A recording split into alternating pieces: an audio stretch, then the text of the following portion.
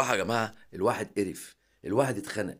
ازاي الاتحاد اللي خلى صورة منتخب مصر أسوأ صورة في أفريقيا هو نفس الاتحاد اللي يختار المدير الفني الجديد؟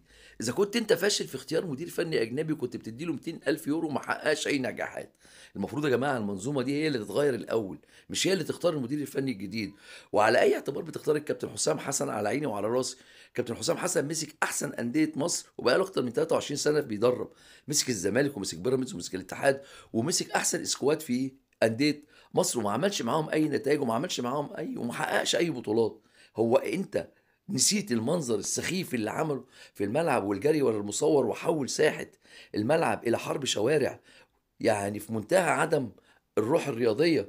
الصوره اللي المصور وقع على الارض واولاده شافوه اسرته شافوه، وتخلي البلطجه وقله الروح الرياضيه هي اللي تنتصر في النهايه، وهو ده يبقى مدير فني لمنتخب مصر؟ بناء على ايه؟ ليه ما عندك مدربين نجحوا مع فرق صغيره وصعدوا بيهم وشكلهم كويس في الدوري الممتاز؟ عندك ايمن الرمادي في اسوان وبيقدم احلى نسخه لسيراميكا كليوباترا في الدوري الممتاز دلوقتي، بيقدم احلى كوره. كابتن علي ماهر وايمن الرمادي وحلمي طولان، كابتن حلمي طولان. يعني عندنا مدربين. اشمعنى بنختصر وبنختزل الاختيارات فيه يا اما كابتن حسام حسن يا اما كابتن حسام البدري؟ بتعاقبوا الجمهور ليه ان هو بيقول لكم انتوا فشله؟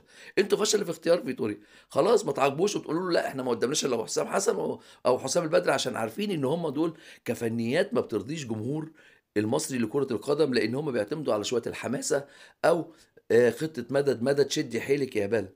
فيعني ارحموا الجمهور اللي هو كل متعته او كل ذنبه ان هو بيحب كرة القدم. شكرا والى اللقاء.